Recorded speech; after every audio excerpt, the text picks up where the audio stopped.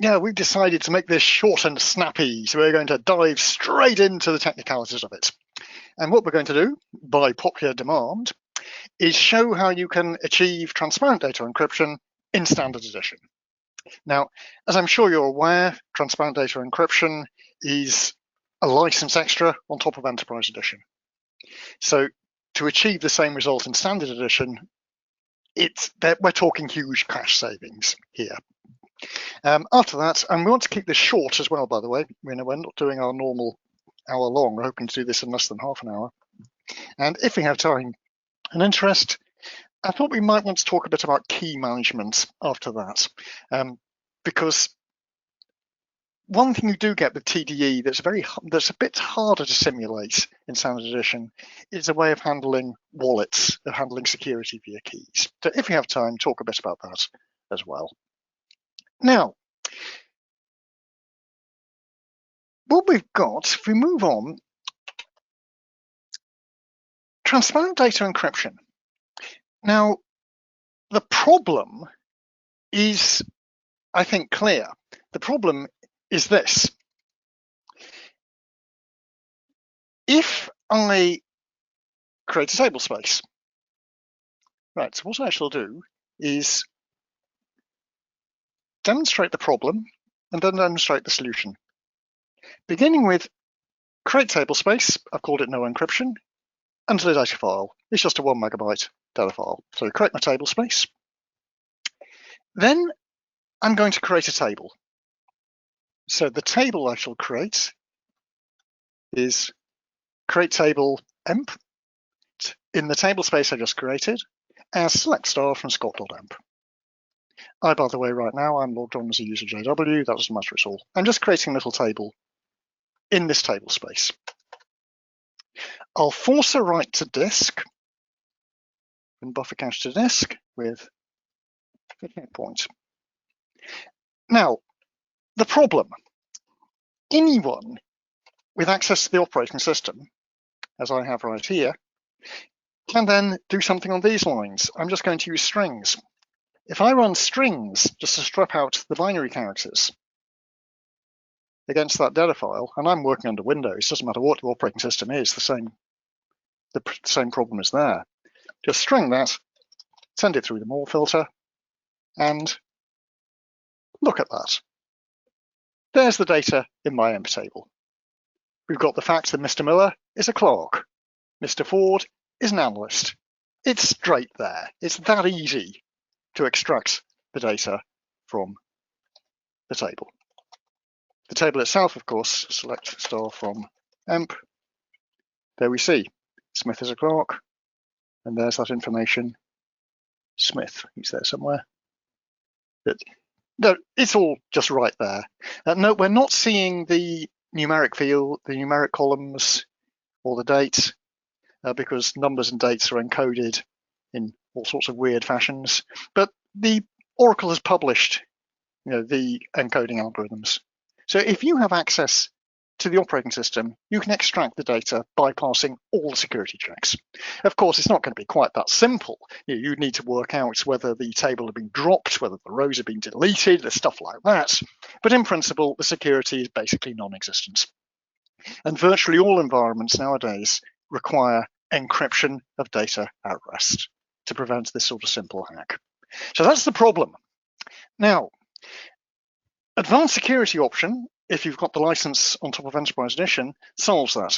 And it delivers two capabilities.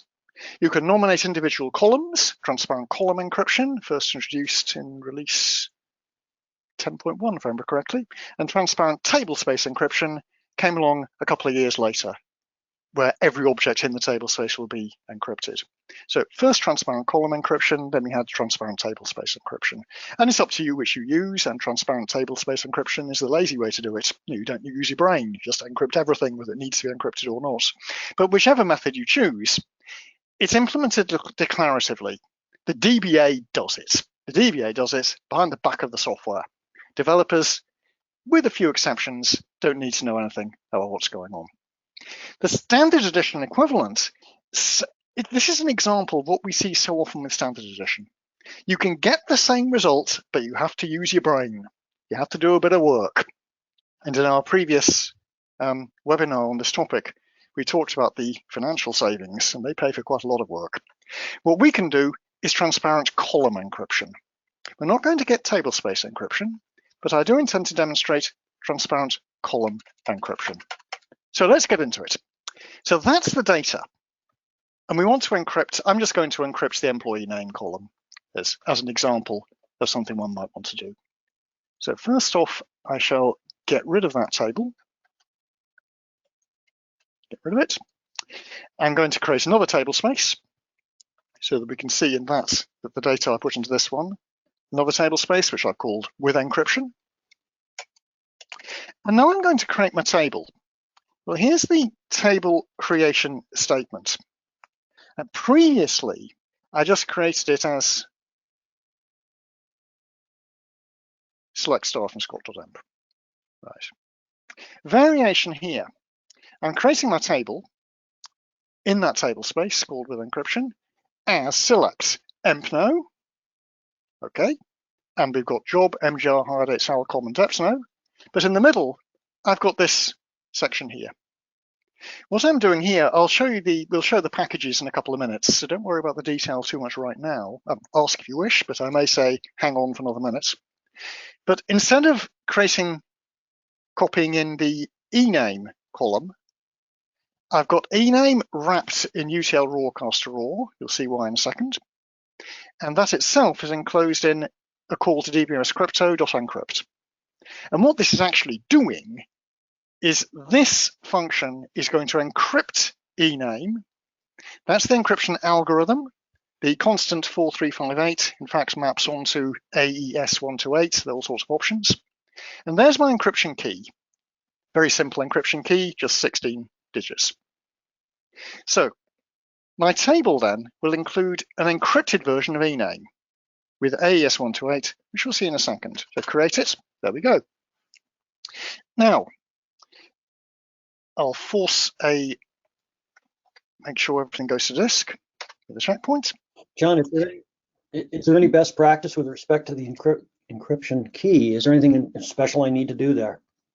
There's going to be a whole lot of best practice in there, and it's really up to the developers how they handle the encryption key and how they manage it. What I've done here is most definitely worst practice. Now, I've got the key hard-coded in the DDL. Now, that would not be good. It's not that necessarily it's a security risk, but it means that if you ever want to change the key, it's going to be a nightmare to sort out. And there will be a raft of best practices for how to handle that key. Where to store it, what it should be. Let's look at the result. I'll go to the operating system. And again, the same thing that I did before. I'll run strings against the data file that makes up that table space. Right, previously, remember, what we saw was all this text. Enames, the ename columns, the job column, and so on. What we see now in this one, very different. Note we've still got the jobs because I didn't apply encryption to them. But the ename columns, they're not there. And we're just seeing all bits of junk. The rest of the junk we aren't seeing because the strings program strips out the binary characters. But it's encrypted on disk, and that's the vital point. It is encrypted on disk. So that's what we've achieved. We've achieved the encryption because when we created the table, we did that. Now, and if I were to select from the table, select star from emp enc. There it is. Right, that's the encrypted data. So that's done it, but it's not exactly transparent. So what do we do next? Oh, I said I'd look at the code, didn't I? If we see how we're doing for time, we're okay, yes. I'm using DBMS crypto, and within that UTL raw. Well, if you look at DBMS crypto, you need very high privileges, by the way, to see DBMS crypto. But that's a different matter. DBMS crypto.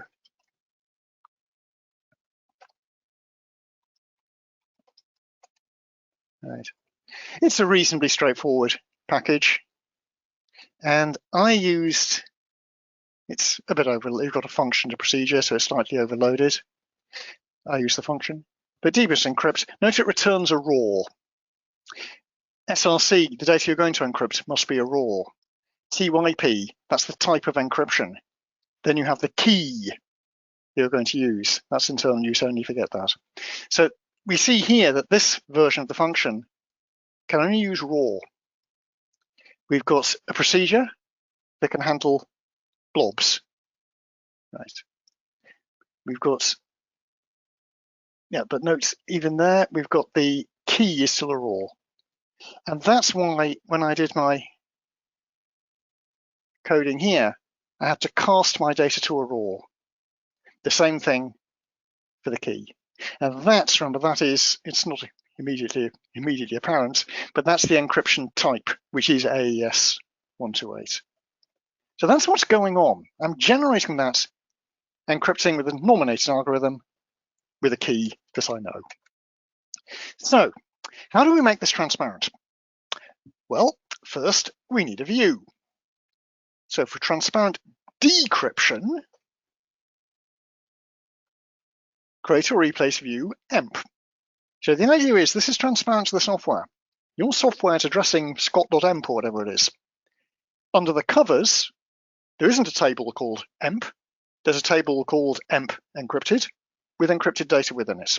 My view, however, is going to select emp no, and then that lot as ename and the remaining clear text columns. So in my view definition, I am using dbscrypto.decrypt to decrypt the column. I know the algorithm using that key. And of course, I'm having to cast the raw to varchar2, because if you look at the function decrypt, the version of it I'm using is this one that returns a raw. So I'm feeding it a raw for the source, a raw for the key, and it returns a raw, which here I just decrypt. So now what have we got? Well, my software, my application software, now just gives it select star from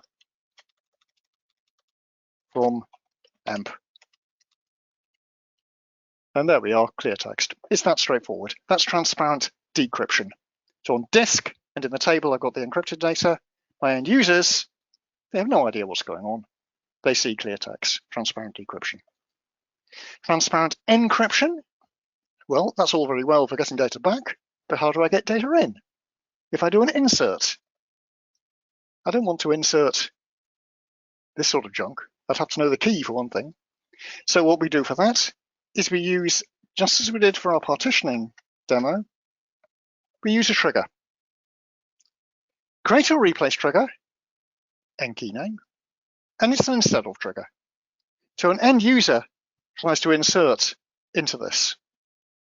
But instead of the insert into that, what we actually do is we insert into the encrypted table, or the table, I should say, with the encrypted column. So we put in the new employee number as normal, but then instead of that, we've got the function call. Clearly, this could be made a whole lot more sophisticated. You wouldn't have this hard-coded in one view. You're probably going to be using functions that you would reuse in many, many tables as you work out all your sensitive data. But here we've got the encryption of whatever the end user enters using that algorithm, and there's the key, and then the other columns can go through in clear text. And now we can have the transparent encryption on DML. So if I were to run this, insert into emp no ename, values 49s JW. Put a row in there. Right. If I bring it back, if I select it back from emp, select star from emp, there we see it. So that we have clear text going in, clear text coming out. But of course, if we look at the table, there it is. So that's the transparent encryption and decryption based on programmatically, based on views and triggers. There's, of course, a whole lot more to it than this.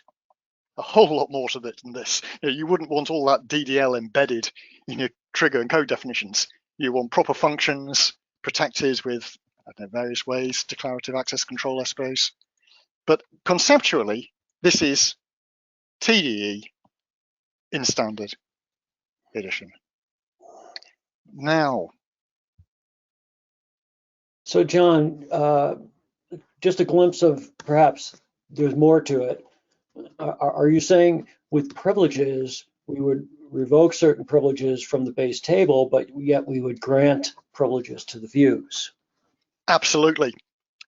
And similarly, the functions that are doing the encryption and decryption, you wouldn't have that code embedded in the views and the triggers. Those views and triggers would be calling functions that were protected using discretionary access control elsewhere in the database. In particular, which is the next slide, you've got to protect your keys. Before we go on, just take a step back for a quick moment. Vlad had made a comment earlier that I posted in the chat, and John, I'd like to get your response to it. He says there's an argument to be made that someone with access to the operating system can already access the database server. There would need to be measures implemented to prevent something like, for example, connect/assist-DBA. Absolutely. And this is all about multi-level security. All about multi-level security. You need to make sure that, in principle, if someone can get to the operating system, they could log on to the database as you just described. You've got to have multiple layers. In this particular case, think of the situation where somebody steals your server or steals your disks and sells them on eBay. This will protect the data in those circumstances. So it's partly about protecting the hardware if it leaves your environment. I suppose there's protection against low-grade system operators, system administrator staff.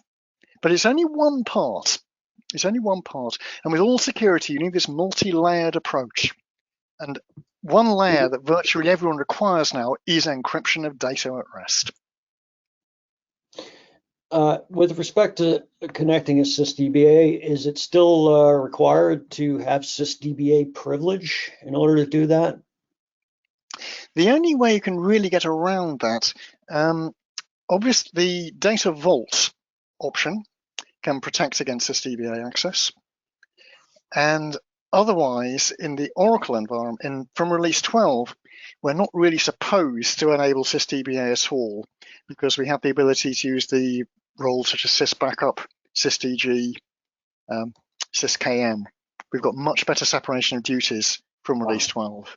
So sysdba, there are some things you have to have sysdba access for. Even today, there are some things where you must have sysdba, but you can restrict it to a very high degree, because the other privileges like sysbackup, sysopera, and so on, they can't see the data. Great. Question in the queue. When I want to select the column, isn't it slow? So a performance question about encryption there.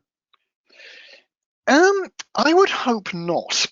And DBMS Crypto, we would hope, is reasonably well optimized code for doing the decryption. There's going to be a bit of CPU requirement, but if you look at the actual disk side of things, on explain, we can see what's going on here. If I select star from emp, where ename equals JW, for instance, that comes my row.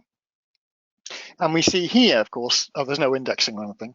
Use of indexes is quite interesting, because when you look at the filter that's been applied, this is where you could come to us for some assistance. But we need to put in a bit of thought into things like index design for that sort of thing.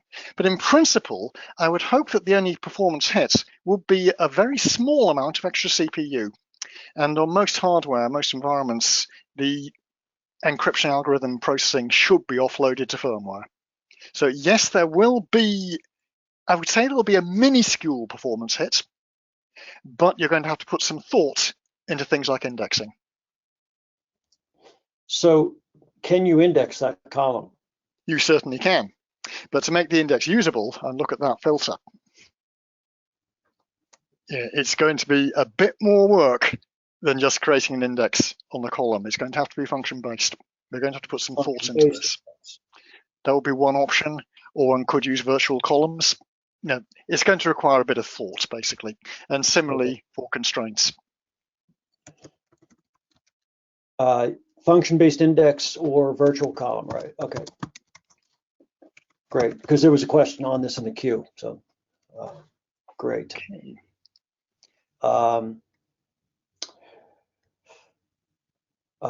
That's it for the queue. Yeah, so Vlad Wright comes back with, yeah, let's not even mention the third-party applications with Oracle backends that require user accounts with SysDBA access. Yeah, that is a problem, right? The vendors not being perhaps helping us with some best practices. But yeah, good point, Vlad. Thank you. Okay, we've got a couple of minutes left. The only thing I wanted to mention is key management is it's a problem that has to be considered. If you have advanced security, enterprise edition plus advanced security option, then you have access to Oracle's key store mechanisms. You've got access to your wallet, and your wallet is typically, you've got a file-based wallet, or it can use something more sophisticated, some sort of hardware security module, or there's the Oracle Key Vault, that software appliance. So with the Enterprise Edition Advanced Security option, you've got a lot of automation here and some very nice facilities. When you're doing it the hard way, in Standard Edition, you've got to use your brains. And you saw how I manage my keys. I have them hard-coded in the DDL, the view, and the trigger. Clearly, that's not suitable for a production system. But just a couple of options you can think about. You can store your keys maybe in the database, in tables in the database. That gives you the ability to do rekeying. Definers rights code, of course, is going to protect them in many ways. Definers rights, invokers rights, you need to put a lot of thought into that. I have found in the past context variables may be a way of storing keys at the session level. If you're using connection pooling, then you need to consider how your key is going to be passed from one application server session to another. You don't, if they need to be passed or if each session needs its own values. There are all sorts of things to think about. But talk to your developers, you'll be able to work out a way of doing it. John, would a function-based index with the decrypt function store the decrypted value as a key in the index, therefore defeating the purpose? I don't think so, and I'm not going to attempt to demonstrate it to do the test right now. But the index would be on. I think we'll be clear. I think we'll be okay. Yes, but to be absolutely certain, I would have to do the check. But I think it will be all right. So that's just one example, though, of the issue. Remember the sort of data you're dealing with here. These are personal identifiers, so they probably do need to be indexed. Where I found one needs to put more thought into it isn't so much the security side of indexing and constraints. It's things like range predicates rather than equality predicates. Because once you do the encryption, you are breaking up the logical relationship between consecutive rows. But that's just another example of what I've demonstrated is the concepts. The detail takes a fair bit of work. So, it sort of seems to me using the decrypt function would be a bad practice because you are storing the values. Yes, you're doing, so why use it, right? Why not just index the encrypted values and use equality? And as you say, John, using range predicates then becomes tricky or impossible. Yep. There are workarounds for all these issues. We've done it for clients before, but it just requires, it's always the same. When you start simulating Enterprise Edition facilities and Standard Edition, you've got to use your brains. It's not just a simple declarative approach.